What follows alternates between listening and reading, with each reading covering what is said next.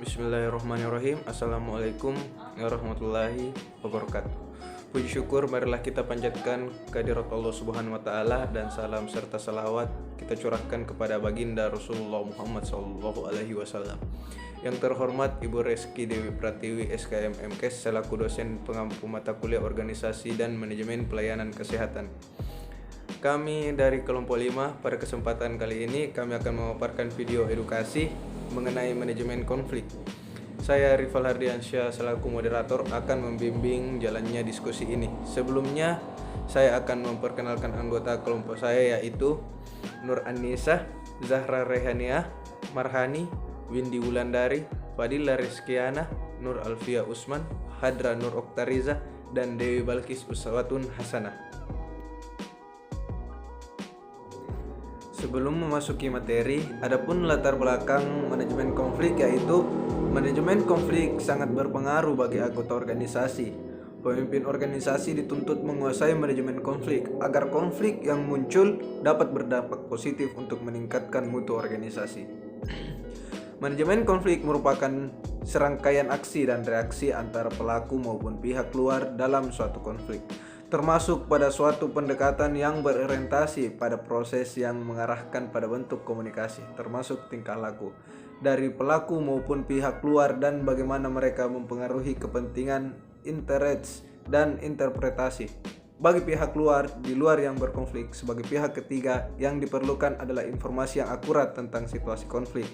Hal ini karena komunikasi efektif di antara pelaku dapat terjadi jika ada kepercayaan terhadap pihak ketiga. Untuk mengefisienkan waktu, saya mempersilahkan kepada Saudari Windy Wulandari selaku pemateri pertama untuk memaparkan materinya.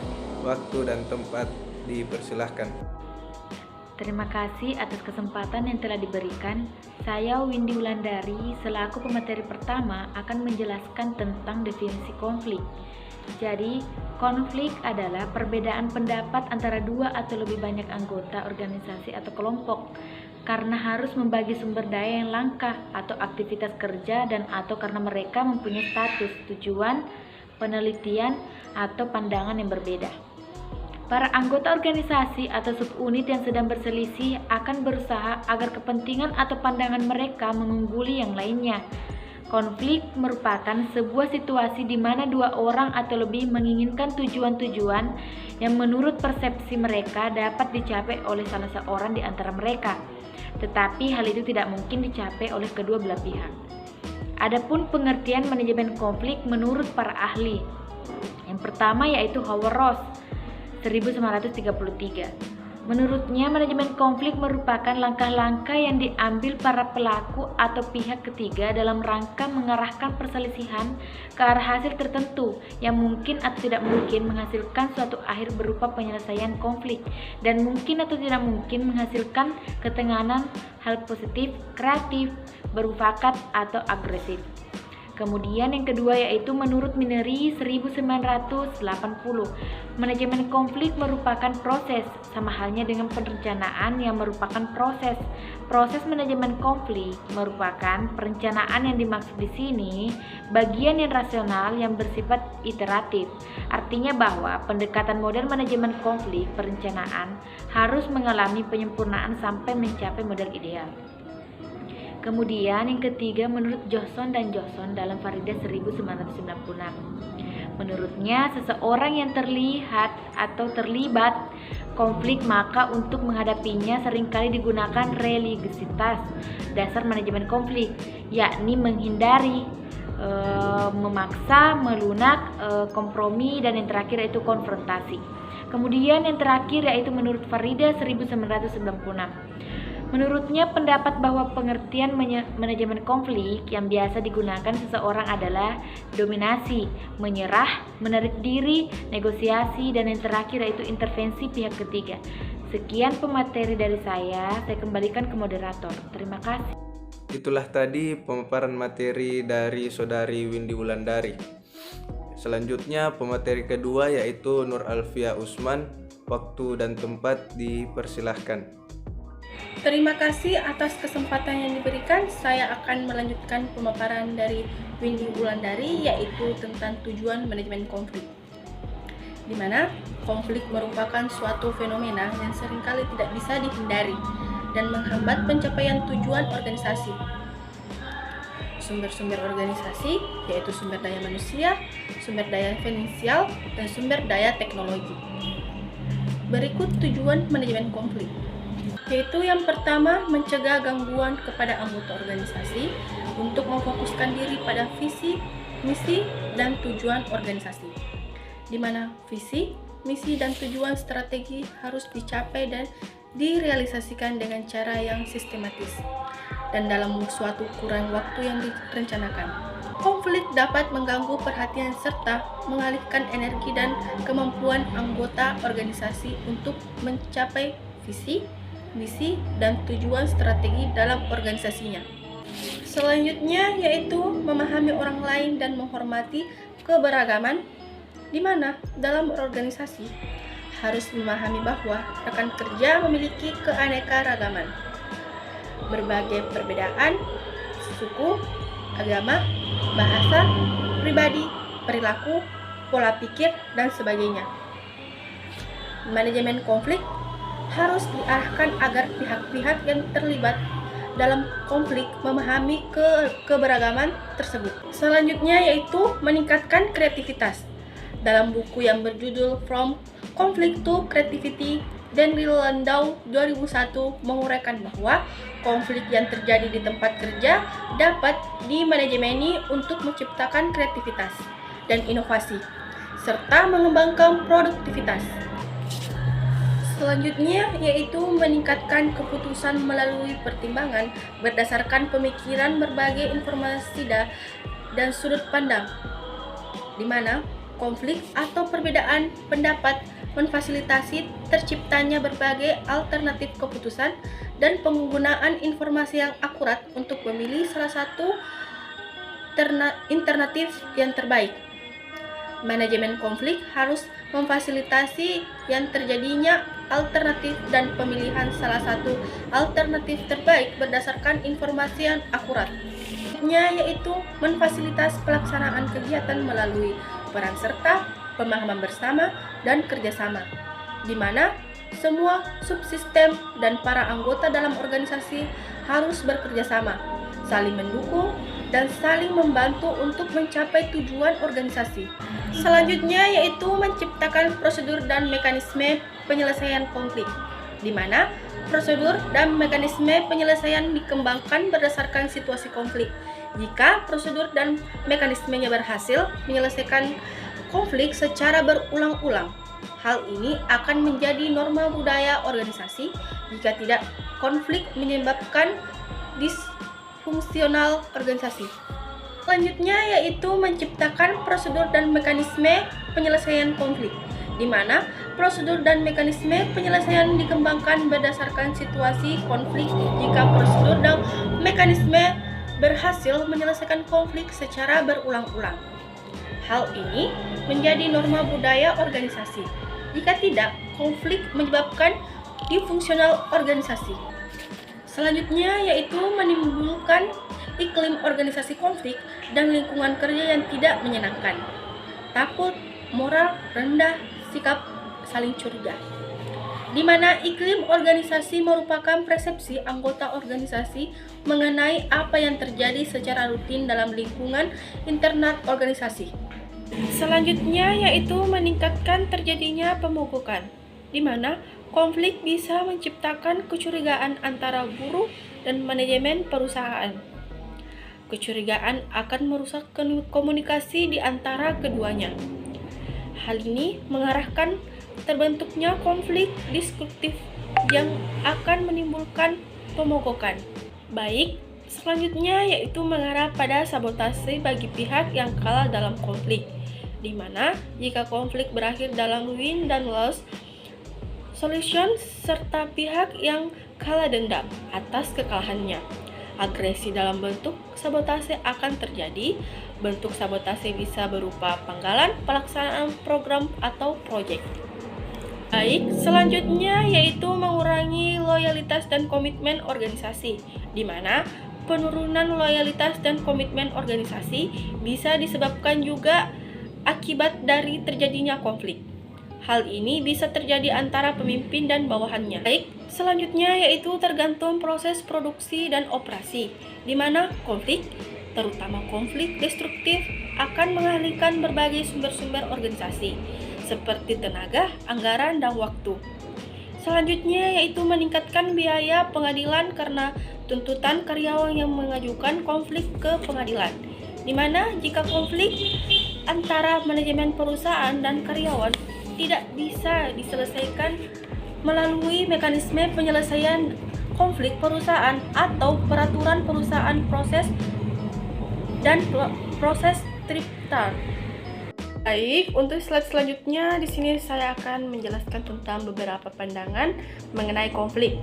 Menurut Robbins, 2003 mengemukakan 3 pandangan mengenai konflik, yaitu pandangan tradisional, pandangan hubungan manusia, dan pandangan interaksionis. Baik, yang pertama yaitu pandangan tradisional, di mana pandangan ini menganggap konflik sebagai hasil disfungsional akibat komunikasi kurangnya yang buruk, keterbukaan dan kepercayaan antara orang-orang, dan kegagalan para manajer untuk tanggap terhadap kebutuhan dan aspirasi para karyawan. Semua konflik adalah buruk, dipandang secara negatif, dan disinonimkan dengan istilah kekerasan, perusakan, dan ketidakrasional, serta memiliki sifat dasar yang merugikan dan harus dihindari.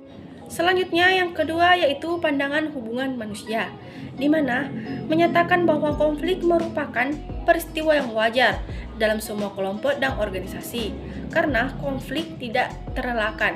Aliran hubungan manusia menganjurkan penerimaan konflik.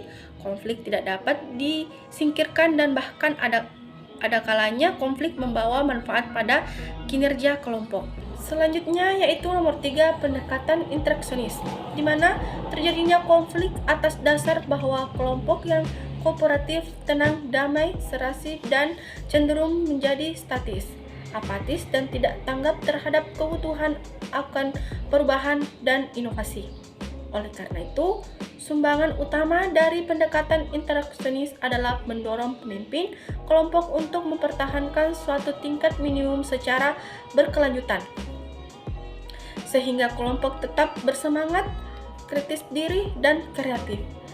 Dengan adanya pandangan ini, menjadi jelas bahwa untuk mengatakan bahwa konflik itu seluruhnya baik atau buruknya tidaklah tepat.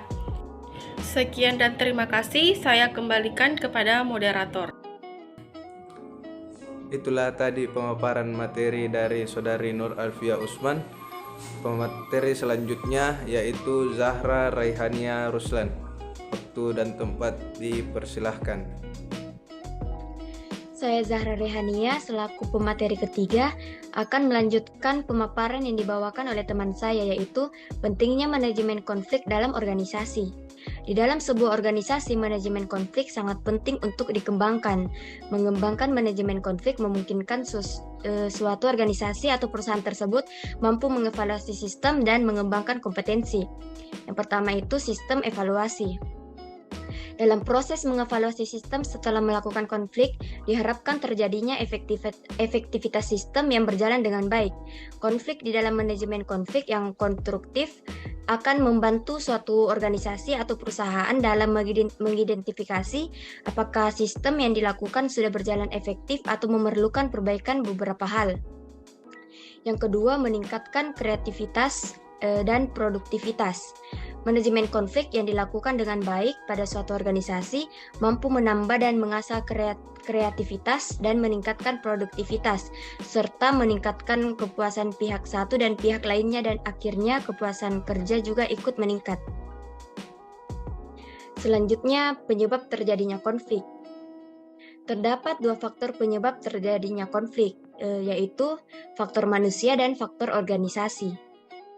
Faktor manusia ditimbulkan oleh atasan, terutama karena gaya kepemimpinannya, personil yang mempertahankan peraturan-peraturan secara kaku, dan timbul karena ciri-ciri kepribadian individual, antara lain sikap egoistis, temperamental, sikap fanatik, dan sikap otoriter.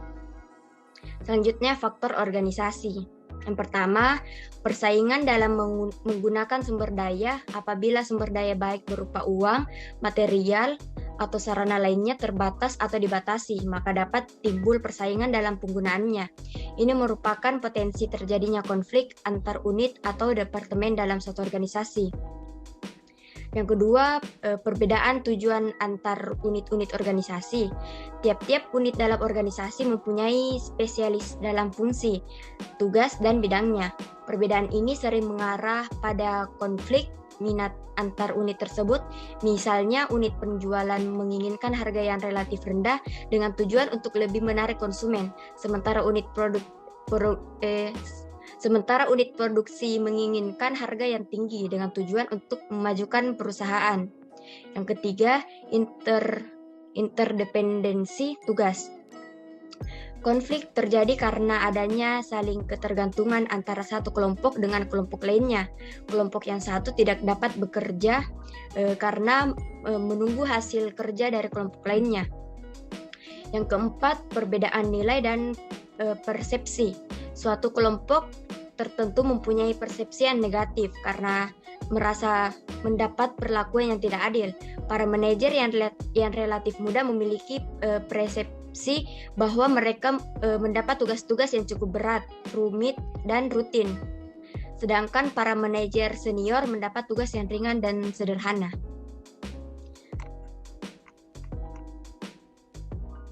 Yang kelima, kekaburan yurisdiksional. Konflik terjadi karena batas-batas aturan tidak jelas, yaitu adanya tanggung jawab yang tumpang tindih. Yang keenam, masalah status. Konflik dapat terjadi karena suatu unit atau departemen mencoba memperbaiki dan meningkatkan status, sedangkan unit departemen yang lain menganggap sebagai sesuatu yang mengancam posisinya dalam status hierarki organisasi. Yang ketujuh, hambatan komunikasi. Hambatan komunikasi baik dalam perencanaan, pengawasan, koordinasi, bahkan kepemimpinan dapat menimbulkan konflik antar unit. Sekian dari saya, terima kasih. Itulah tadi pemaparan materi dari Saudari Zahra Rehania Ruslan. Pemateri selanjutnya yaitu Saudari Fadila Reskiana. Kepada Saudari, waktu dan tempat dipersilahkan. Perkenalkan, nama saya Fadila Reskiana R dengan NIM 2020011015. Baiklah, saya akan memaparkan materi selanjutnya yaitu jenis-jenis konflik. Terdapat berbagai macam jenis-jenis konflik, tergantung pada dasar yang digunakan untuk membuat klasifikasi. Ada membagi konflik berdasarkan pihak yang terlibat di dalamnya, ada membagi konflik berdasarkan fungsi, dan ada juga membagi konflik dilihat dari posisi seseorang dalam suatu organisasi. Pertama, konflik dilihat dari posisi seseorang dalam struktur organisasi. Jenis konflik ini disebut juga konflik intrakeorganisasian. Dilihat dari posisi seseorang dalam struktur organisasi, Dinardi membagi konflik menjadi 4 macam, yaitu pertama, konflik vertikal, yaitu konflik yang terjadi antara karyawan yang memiliki kedudukan yang tidak sama dalam organisasi, misalnya atasan dan bawahan. Yang kedua, konflik horizontal, yaitu konflik yang terjadi antara mereka yang memiliki kedudukan yang sama atau setingkat dalam organisasi, misalnya konflik antar karyawan atau antar departemen yang setingkat. Tiga, konflik garis staf, yaitu konflik yang terjadi antara karyawan lain dan ini yang biasanya memegang posisi komando dengan pejabat staf yang biasanya berfungsi sebagai penasihat dalam organisasi. Keempat, konflik peranan, yaitu konflik yang terjadi karena seseorang mengemban lebih dari satu peran yang bertentangan. Kedua, konflik dilihat dari pihak yang terlibat di dalamnya. Berdasarkan pihak-pihak yang terlibat di dalam konflik, Stoner membagi konflik menjadi 5 macam, yaitu pertama, konflik dalam diri individu. Konflik ini terjadi jika seseorang harus memiliki tujuan yang saling bertentangan atau karena tuntutan tugas yang melebihi batas kemampuannya. Termasuk dalam konflik individual ini menurut Alnan adalah prestasi, konflik tujuan dan konflik peranan. Kedua, konflik antar individu. Ini terjadi karena perbedaan kepribadian antara individu yang satu dengan individu yang lain. Ketiga, konflik antara individu atau kelompok. Ini terjadi jika individu gagal menyesuaikan diri dengan norma-norma kelompok tempat dia bekerja. Keempat, konflik antar kelompok dalam organisasi yang sama. Konflik ini terjadi karena masing-masing kelompok memiliki tujuan yang berbeda dan masing-masing berupaya untuk mencapainya. Masalah ini terjadi karena pada saat kelompok-kelompok makin terikat dengan tujuan atau norma mereka sendiri, maka mereka makin kompetitif satu sama lain dan berusaha mengacau aktivitas mereka. Dan karenanya hal ini memengaruhi organisasi secara keseluruhan. Kelima, konflik antar organisasi. Konflik ini terjadi jika tindakan yang dilakukan oleh organisasi menimbulkan dampak negatif bagi organisasi lainnya, misalnya dalam perebutan sumber daya yang sama. 3. Konflik dilihat dari fungsi. Dilihat dari fungsi, Robbins membagi konflik menjadi dua macam, yaitu pertama, konflik fungsional. Konflik fungsional adalah konflik yang mendukung pencapaian tujuan kelompok dan memperbaiki kinerja kelompok. Kedua, konflik disfungsional, yaitu konflik disfungsional adalah konflik yang merintangi pencapaian tujuan kelompok-kelompok. Menurut Robbins, batas yang menentukan apakah suatu konflik fungsional atau disfungsional sering tidak tegas atau kabur. Suatu konflik mungkin fungsional bagi suatu kelompok, tetapi tidak fungsional bagi kelompok yang lain. Begitu pula konflik dapat fungsional pada waktu tertentu, tetapi tidak fungsional di waktu yang lain. Kinerja yang membedakan apakah suatu konflik fungsional atau disfungsional adalah dampak konflik tersebut terhadap kinerja kelompok, bukan pada kinerja individu. Jika konflik tersebut dapat meningkatkan kinerja kelompok, walaupun kurang memuaskan bagi individu, maka konflik tersebut dikatakan fungsional. Demikian sebaliknya, jika konflik tersebut hanya memuaskan individu saja, tapi menurunkan kinerja kelompok, maka konflik tersebut disfungsional. Selanjutnya, proses terjadinya konflik. Konflik tidak terjadi secara mendadak tanpa sebab dan proses, akan tetapi melalui tahapan-tahapan tertentu.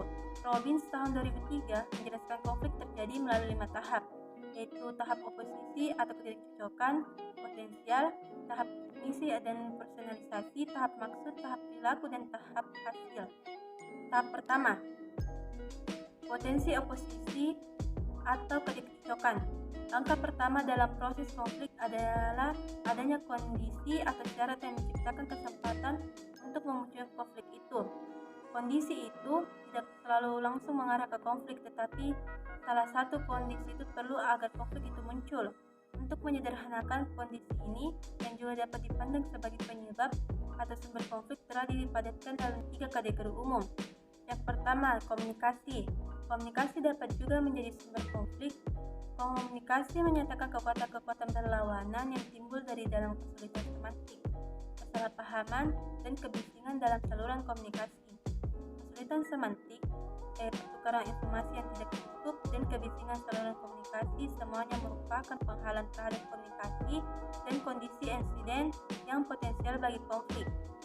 Kesulitan semantik timbul sebagai akibat perbedaan perhatian perseptif selektif dan informasi tidak memadai mengenai orang-orang lain.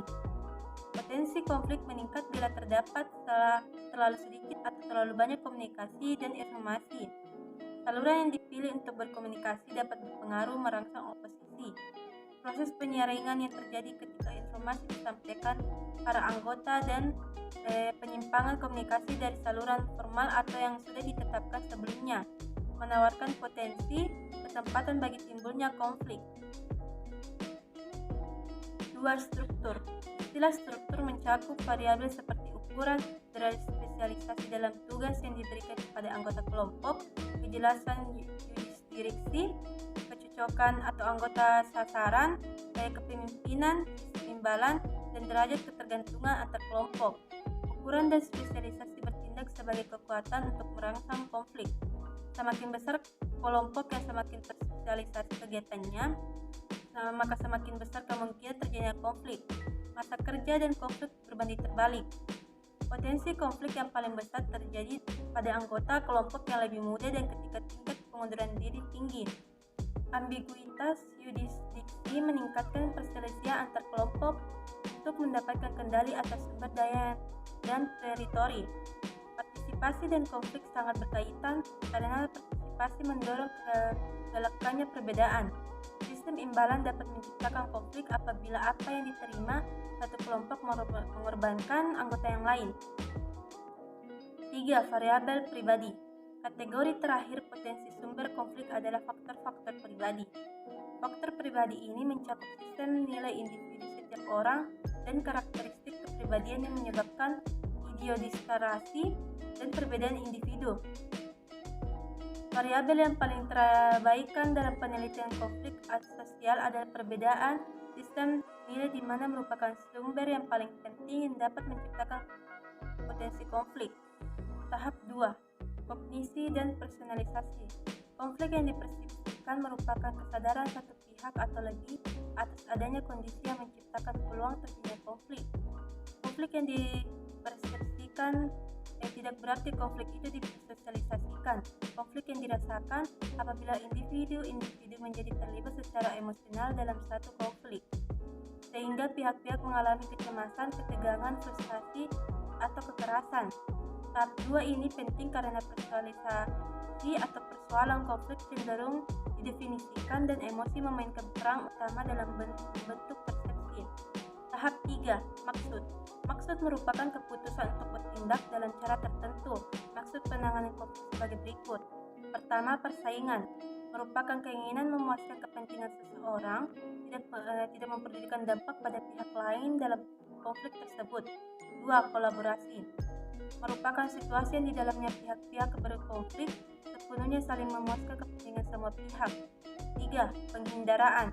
Merupakan keinginan menarik diri dari atau menekan konflik. 4. Akomodasi. Merupakan kesediaan satu pihak dalam konflik merupakan memperlakukan kepentingan pesaing di atas kepentingannya sendiri. 5. Kompromi. Merupakan satu situasi yang di dalamnya masing-masing pihak yang berkonflik bersedia mengorbankan sesuatu. Tahap 4. Perilaku. Tahap perilaku mencakup sebagai berikut. Pertama, pernyataan. 2. Tindakan. 3. Reaksi yang dibuat oleh pihak-pihak berkonflik. Tahap 5. Hasil. Pertama, hasil fungsional. Konflik bersifat konstruktif apabila konflik itu memperbaiki kualitas keputusan, merangsang kreativitas dan inovasi, mendorong perhatian dan keingintahuan di kalangan anggota kelompok, menjadi saluran yang merupakan sarana penyampaian masalah dan peredaan ketegangan, dan memupuk lingkungan evaluasi diri serta perubahan. 2. Hasil disfungsional. Konsekuensi destruktif konflik pada kinerja kelompok atau organisasi umumnya sangat dikenal. Oposisi yang tidak terkendali memunculkan ketidakpuasan dan bertindak menghilangkan ikatan bersama dan pada akhirnya mendorong ke penghancuran kelompok itu. Konflik dari ragam disfungsional dapat mengurangi efektivitas kelompok. Mungkin itu saja pemaparan materi dari saya. Sekian, terima kasih. Tadi pemaparan materi dari Saudari Fadila Rizkiana. Pemateri selanjutnya yaitu Saudari Nur Anissa. Waktu dan tempat dipersilahkan. Perkenalkan, nama saya Nur Anissa dengan NIM 2020-01027. Untuk mempersingkat waktu, saya akan memaparkan materi mengenai dampak konflik. Konflik dapat berdampak positif dan negatif. Adapun dampak positif menurut Wijono tahun 1993, bila upaya penanganan dan pengelolaan konflik karyawan dilakukan secara efisien, maka dampak positif akan muncul melalui perilaku yang dinampakkan oleh karyawan sebagai sumber daya manusia potensial dengan berbagai akibat seperti yang pertama, meningkatnya ketertiban dan kedisiplinan dalam menggunakan waktu bekerja seperti karyawan masuk dan pulang kerja tepat pada waktunya. Pada waktu jam kerja juga setiap karyawan menggunakan waktu secara efektif sehingga hasil kerja meningkat baik kuantitas maupun kualitasnya. Yang kedua, meningkatnya hubungan kerjasama yang produktif. Hal ini terlihat dari cara pembagian tugas dan tanggung jawab sesuai dengan analisis pekerjaan masing-masing. Yang ketiga, meningkatnya motivasi kerja untuk melakukan kompetisi secara sehat antar pribadi maupun antar kelompok dalam organisasi, seperti terlibat dalam upaya peningkatan prestasi kerja, tanggung jawab, dedikasi, loyalitas, kejujuran, inisiatif, dan kreativitas. 4. Semakin berkurangnya tekanan-tekanan intrik-intrik yang dapat membuat stres bahkan produktivitas kerja semakin meningkat. Hal ini karena karyawan memperoleh perasaan-perasaan aman, kepercayaan diri, penghargaan dalam keberhasilan kerjanya atau bahkan bisa mengembangkan karir dan potensi dirinya secara optimal. Yang kelima, banyaknya karyawan yang dapat mengembangkan karirnya sesuai dengan potensinya melalui pelayanan pendidikan atau education, pelatihan atau training dalam aspek kognitif, efektif, dan psikomotorik. Semua ini bisa menjadikan tujuan organisasi dan produktivitas kerja meningkat, akhirnya kesejahteraan karyawan pun terjamin. Adapun dampak negatif konflik menurut Wijono tahun 1993 sesungguhnya disebabkan oleh keadaan yang kurang efektif dalam pengelolaan, yaitu adanya kecenderungan untuk membiarkan konflik tumbuh subur dan menghindari terjadinya konflik. Akibatnya muncul keadaan-keadaan seperti meningkatkan jumlah absensi karyawan dan seringnya karyawan mangkir pada jam-jam kerja tertentu, seperti misalnya ngobrol berjam-jam sambil mendengarkan sandiwara radio, berjalan mondar-mandir, menyibukkan diri, tidur selama pimpinan tidak ada di tempat, pulang lebih awal dan datang terlambat dengan berbagai alasan yang tak jelas. Kedua, banyaknya karyawan yang mengeluh karena sikap atau perilaku teman kerjanya itu dirasakan kurang adil dalam membagi tugas dan tanggung jawab. Sering terjadi perselisihan antar karyawan yang bisa memancing kemarahan, ketersinggungan yang akhirnya dapat mempengaruhi aktivitas kerja, psikis, dan keluarganya.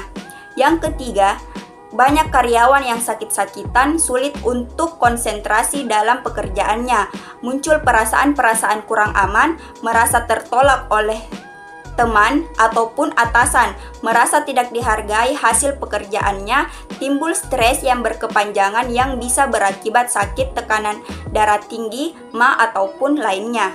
4. Seringnya karyawan melakukan mekanisme pertahanan diri bila memperoleh teguran dari atasan. Misalnya mengadakan sabotase terhadap jalannya produksi dengan cara merusak mesin-mesin atau peralatan kerja, mengadakan provokasi terhadap rekan kerja, membuat intrik-intrik yang merugikan orang lain. Kelima, meningkatnya kecenderungan karyawan yang keluar masuk dan ini disebut dengan labor turnover. Kondisi semacam ini bisa menghambat kelancaran dan kestabilan organisasi secara menyeluruh karena produksi bisa macet, kehilangan karyawan potensial, waktu tersita hanya untuk kegiatan seleksi dan memberikan latihan dan dapat muncul pemborosan dalam cost benefit. Materi selanjutnya mengenai tindakan konflik. Tindakan konflik terbagi menjadi 6. Yang pertama, konflik intrapersonal, yaitu konflik internal yang terjadi dalam diri seseorang. Konflik intrapersonal ini akan terjadi ketika individu harus memilih dua atau lebih tujuan yang saling bertentangan dan bimbang mana yang harus dipilih untuk dilakukan. Yang kedua, konflik interpersonal, yaitu konflik yang terjadi antar individu. Konflik yang terjadi ketika adanya perbedaan isu tertentu, tindakan dan tujuan di mana hasil bersama sangat menentukan. Yang ketiga, konflik intragrup, yaitu konflik antara anggota dalam satu kelompok. Setiap kelompok dapat mengalami konflik substantif atau efektif. Konflik substantif terjadi karena adanya latar belakang keahlian yang berbeda. Ketika anggota dari suatu komite menghasilkan kesimpulan yang berbeda atas data yang sama, sedangkan konflik efektif terjadi karena tanggapan emosional terhadap suatu situasi tertentu. Yang keempat, konflik intergrup, yaitu konflik yang terjadi antar kelompok. Konflik intergrup ini terjadi karena adanya saling ketergantungan, perbedaan persepsi, perbedaan tujuan, dan meningkatnya tuntutan akan keahlian. Yang kelima, konflik interorganisasi yang terjadi antar organisasi. Konflik interorganisasi ini terjadi karena mereka memiliki saling ketergantungan satu sama lain. Konflik terjadi bergantung pada tindakan suatu organisasi yang menyebabkan dampak negatif terhadap organisasi lain. Misalnya, konflik yang terjadi antar lembaga pendidikan dengan salah satu organisasi masyarakat.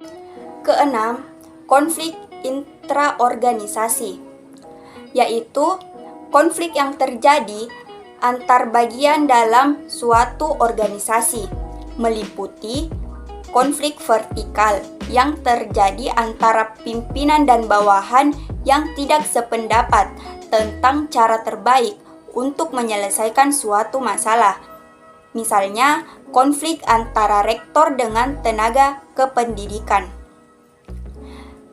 Yang kedua, konflik horizontal yang terjadi antara karyawan atau departemen yang memiliki hierarki yang sama dalam suatu organisasi, misalnya antara tenaga kependidikan. Ketiga, konflik lini staf yang sering terjadi karena adanya perbedaan persepsi tentang keterlibatan staf dalam proses pengambilan keputusan oleh manajer lini. Misalnya, konflik antara rektor dengan tenaga administrasi. Saya serahkan ke pemateri selanjutnya. Baiklah, itulah tadi pemaparan materi dari Saudari Nur Anissa. Pemateri selanjutnya yaitu Saudari Hadra Nur Oktariza. Waktu dan tempat dipersilahkan. Saya Hadra Nur Oktariza dengan NIM 2020-010118. Pada saat ini saya akan menjelaskan tentang pengelolaan konflik. Nah, konflik dapat dicegah atau dikelola dengan cara yang pertama, disiplin. Mempertahankan disiplin dapat digunakan untuk mengelola dan mencegah konflik. Manajer perawat harus mengetahui dan memahami peraturan-peraturan yang ada dalam organisasi. Jika belum jelas, mereka harus mencari bantuan untuk memahaminya. Yang kedua, ada pertimbangan pengalaman. Dalam tahapan kehidupan, konflik dapat dikelola dengan mendukung perawat untuk mencapai tujuan sesuai dengan pengalaman dan tahapan hidupnya. Misalnya, perawat junior yang berprestasi dapat dipromosikan untuk mengikuti pendidikan ke jenjang yang lebih tinggi. Sedangkan bagi perawat senior yang berprestasi dapat dipromosikan untuk menduduki jabatan yang lebih tinggi. Yang ketiga, ada komunikasi. Suatu komunikasi yang baik akan menciptakan lingkungan yang terapeutik dan kondusif. Suatu upaya yang dapat dilakukan manajer untuk menghindari konflik adalah dengan menerapkan komunikasi yang efektif dalam kegiatan sehari-hari yang akhirnya dapat dijadikan sebagai satu cara hidup. Yang keempat, mendengarkan secara aktif. Mendengarkan secara aktif merupakan hal penting untuk mengelola konflik. Untuk memastikan bahwa penerimaan para manajer perawat telah memiliki pemahaman yang benar, maka dapat merumuskan kembali permasalahan para pegawai sebagai tanda bahwa mereka telah mendengarkan. Yang terakhir, ada teknik atau keahlian.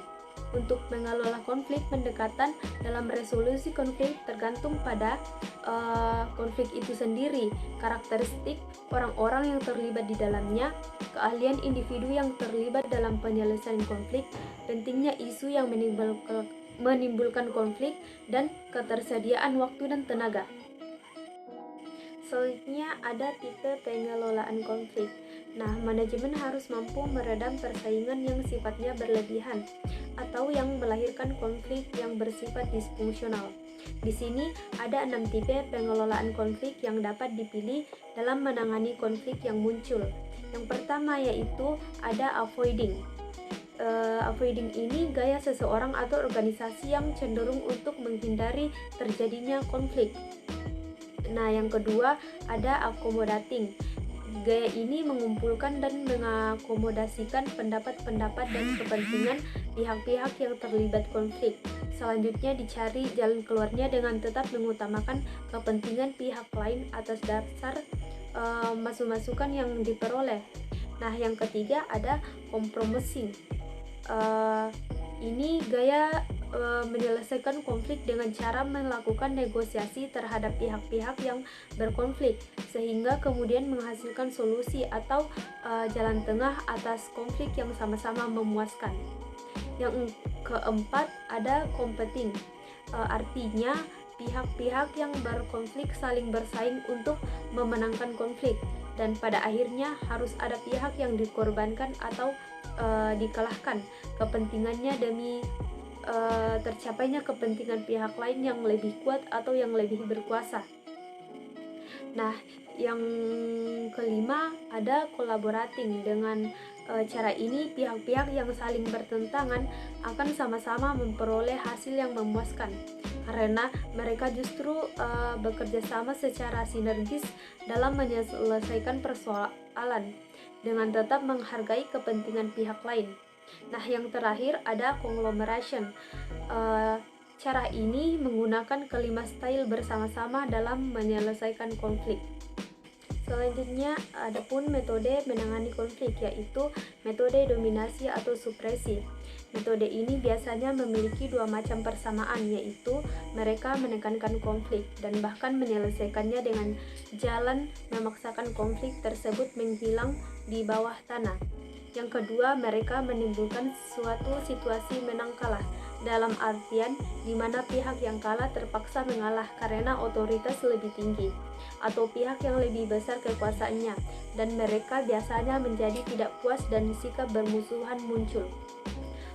Selanjutnya, tindakan metode supresi dan dominasi dalam menangani konflik, yaitu yang pertama memaksa, yang kedua membujuk, yang ketiga menghindari, dan yang keempat keinginan mayoritas. Sekian, terima kasih. Itulah tadi pemaparan materi dari Saudari Hadra Nur Oktarizah. Materi selanjutnya yaitu Saudari Marhani. Waktu dan tempat dipersilahkan. Baik, saya Marhani akan melanjutkan pemaparan materi yaitu yang kedua, metode kompromi. Melalui metode kompromi ini, kita mencoba menyelesaikan konflik dengan menemukan dasar di tengah dari dua pihak yang berkonflik. Cara ini lebih memperkecil kemungkinan untuk munculnya permusuhan yang terpendam dari dua belah pihak yang berkonflik, karena tidak ada yang merasa menang maupun kalah. Meskipun demikian, dipandang dari pertimbangan organisasi, pemecahan ini bukanlah cara yang terbaik karena tidak membuat penyelesaian yang terbaik bagi organisasi, tetapi hanya untuk menyenangkan kedua belah pihak yang saling bertentangan atau berkonflik. Nah, kita bisa lihat di slide bahwa yang termasuk kompromi ada dua, yaitu yang pertama, akomodasi. Penyelesaian konflik yang menggambarkan kompetisi bayangan yang memberikan keseluruhannya penyelesaian pada pihak lain tanpa ada usaha memperjuangkan tujuannya sendiri. Proses tersebut adalah taktik perdamaian. Yang kedua, ada sharing. Suatu pendekatan penyelesaian kompromistis antara dominasi kelompok dan kelompok damai. Satu pihak memberi dan satu juga menerima. Nah, kedua kelompok berpikiran moderat, tidak lengkap tetapi memuaskan. Selanjutnya yaitu yang ketiga, metode pemecahan atau problem integratif. Dengan menyelesaikan konflik secara integratif, konflik antar kelompok diubah menjadi situasi pemecahan persoalan bersama yang bisa dipecahkan dengan bantuan teknik-teknik pemecahan masalah atau yang dikenal sebagai problem solving. Nah, pihak-pihak yang bertentangan ini bersama-sama mencoba memecahkan masalahnya dan bukan hanya mencoba menekan konflik atau berkompromi.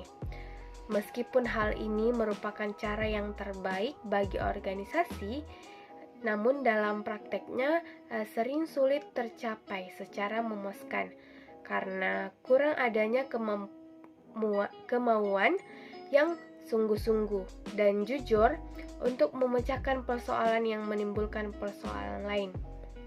Nah, ada 3 macam tipe metode penyelesaian konflik secara integratif, yaitu menurut Winardi 1994, yang pertama itu ada konsensus, yaitu di mana pihak-pihak yang sedang bertentangan bertemu bersama untuk mencari penyelesaian terbaik dari masalah mereka dan bukan mencari kemenangan satu pihak. Yang kedua itu ada konfrontasi atau confrontation, yaitu di mana pihak-pihak yang saling berhadapan menyatakan pendapatnya secara langsung satu sama lain dan dengan kepemimpinan yang terampil dan kesediaan untuk menerima suatu penyelesaian konflik yang rasional sering diketemukan. Yang ketiga ada penggunaan tujuan-tujuan atau superordinat. Nah, penggunaan tujuan yang lebih tinggi ini dapat juga menjadi metode penyelesaian konflik bila tujuan tersebut disetujui bersama. Baik, selanjutnya yaitu ada metode yang keempat, metode kompetisi. Nah, metode kompetisi adalah penyelesaian konflik yang menggambarkan suatu pihak mengalahkan atau mengorbankan yang lain. Penyelesaian bentuk kompetisi ini dikenal dengan istilah win-loss orientation. Win-loss orientation terdiri dari 5 orientasi sebagai berikut. Yang pertama ada win-loss atau menang kalah. Paradigma ini mengatakan jika saya menang, Anda kalah. Dalam gaya ini, seseorang cenderung menggunakan kekuasaan, jabatan, mandat, barang milik, atau kepribadian untuk mendapatkan apa yang diinginkan dengan mengorbankan orang lain. Dengan paradigma ini, seseorang akan merasa berarti jika ia bisa menang dan orang lain kalah. Ia akan merasa terancam dan iri jika orang lain menang sebab ia berpikir jika orang lain menang pasti dirinya kalah. Jika menang pun, sebenarnya ia diliputi rasa bersalah karena ia menganggap kemenangannya pasti mengorbankan orang lain. Nah, pihak yang kalah pun akan menyimpan rasa kecewa, sakit hati, dan merasa diabaikan. Nah, yang kedua itu ada loss win atau kalah menang. Dalam gaya ini, seseorang tidak mempunyai tuntutan atau visi dan harapan. Ia cenderung cepat menyenangkan dan memenuhi tuntutan orang lain. Mereka mencari kekuatan dan popularitas atau penerimaan.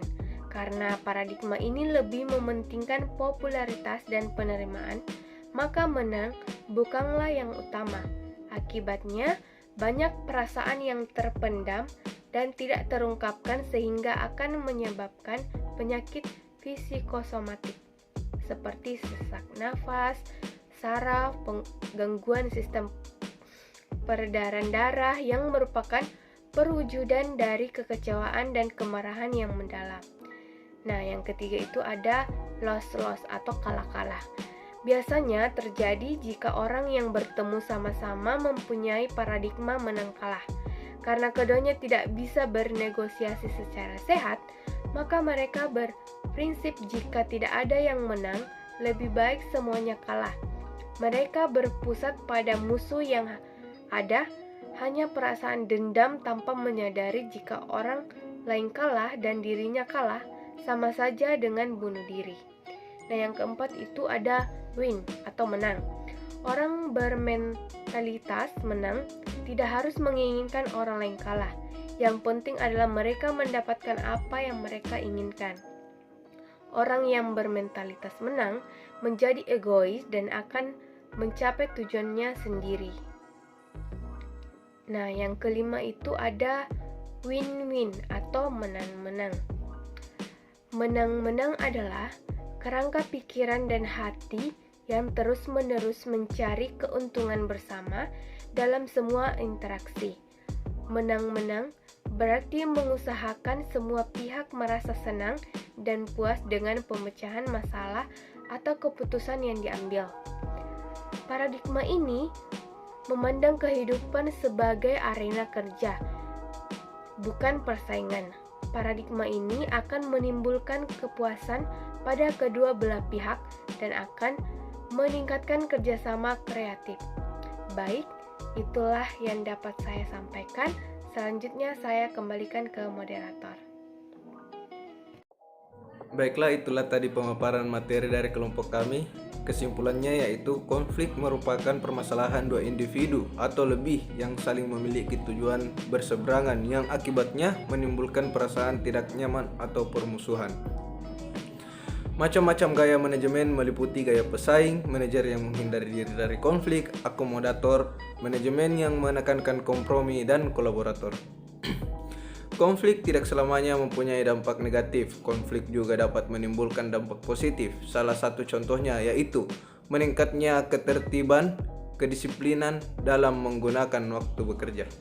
Demikianlah tadi presentasi dari kelompok kami. Saya sebagai moderator memohon maaf atas kesalahan yang disengaja maupun tidak disengaja. Terima kasih atas kesempatan yang telah diberikan.